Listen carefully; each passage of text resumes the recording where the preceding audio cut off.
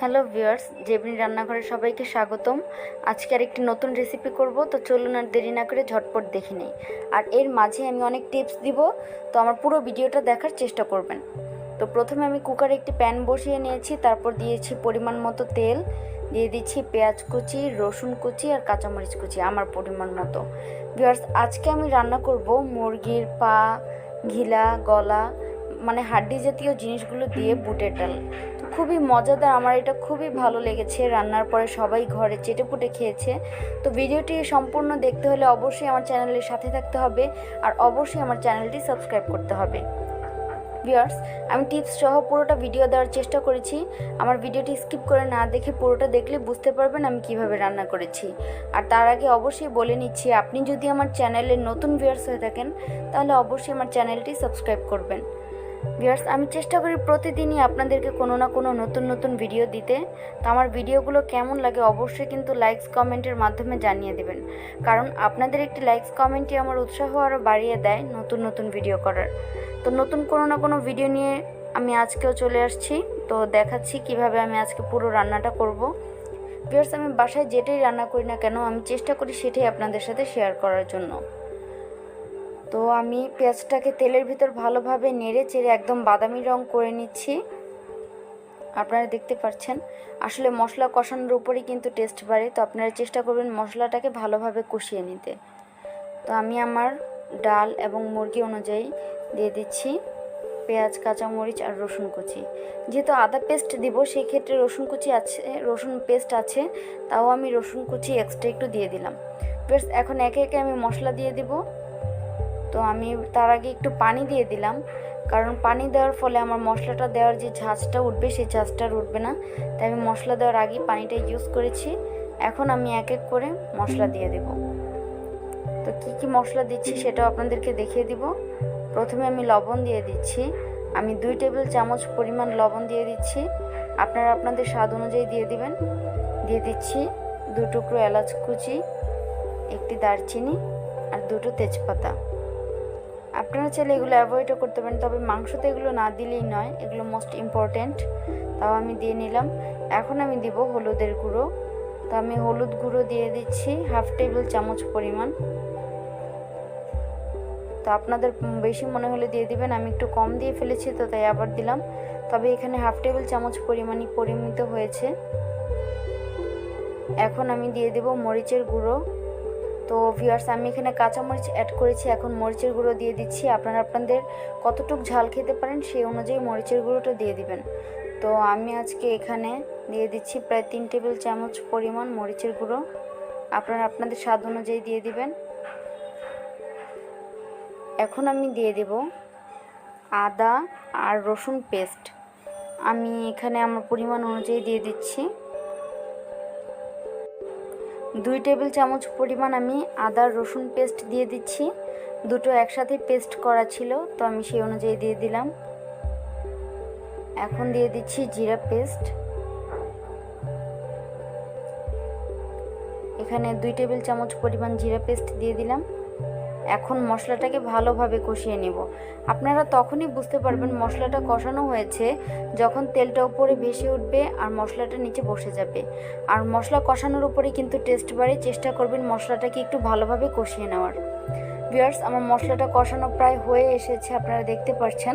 তার আগে আমি বলে নিচ্ছি, আমি কিন্তু বুটের ডালটাকে প্রায় 1 থেকে 1.5 ঘন্টা আগে ভিজিয়ে রেখেছিলাম। আপনারাও এই কাজটা করবেন, এতে করে কিন্তু চুলায় দেওয়ার সাথে সাথেই ফুটে যাবে। অনেক সময় দেখা যায় আমরা রান্না করার সাথে সাথে ডালটাকে ধুয়ে দিয়ে দিই, এতে করে কিন্তু ডালটা ফুটে না। তাই আপনারা চেষ্টা করবেন ডালটাকে দিয়ে দেওয়ার জন্য আগে ভিজিয়ে রেখে। বা আপনাদের যদি মনে হয় যে না ডালটাকে আপনারা সাথে সাথে দিয়ে দিতে চাচ্ছেন, সেক্ষেত্রে আপনাদের ডালের ভাপ দিতে হবে, এতে করে কিন্তু সুন্দর হবে এবং ডালটাও সুন্দরভাবে ফুটে উঠবে। ভিউয়ার্স, এখন আমি মশলার সাথে ডালটা খুব ভালোভাবে মেখে নিচ্ছি। নেড়ে চেড়ে ভালোভাবে আমি কষিয়ে নেব। প্রায় আমি 15 থেকে 20 মিনিটের মতো কষিয়ে নেব, যাতে করে কষানোর উপরেই ডালের ভিতরে সম্পূর্ণ মশলাটা ঢুকে এবং ডালটাও সেদ্ধ হয়ে যায়। তো ভিউয়ার্স, এভাবে আমি কষিয়ে নেব। আর এখন চুলার আঁচটাকে প্রায় হাই হিটে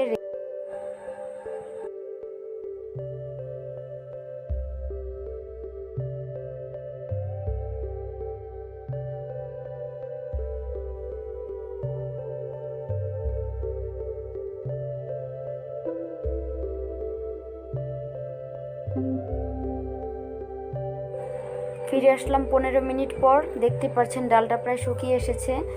আমি এর ভিতরে নাড়তে চাড়তে রেখেছি কারণ এটা লেগে যেতে পারে। তো ভিউয়ার্স, আমার ডালটা কষানো হয়ে গেছে, প্রায় হাফ সেদ্ধ হয়ে গেছে। তাও আমি পানি দিয়ে দিলাম এখন আরেকটু সেদ্ধ হওয়ার জন্য।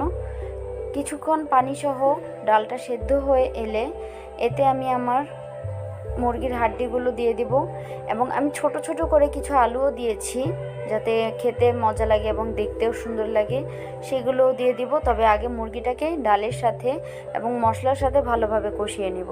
তো আমার ডালটা প্রায় একটু সেদ্ধ হয়ে এসেছে। এখন এখানে দিয়ে দিচ্ছি আমি মুরগির পা, গিলা, গলা সবগুলোকে দিয়ে দিচ্ছি। আমি এগুলো জমিয়ে রেখেছিলাম আলাদাভাবে।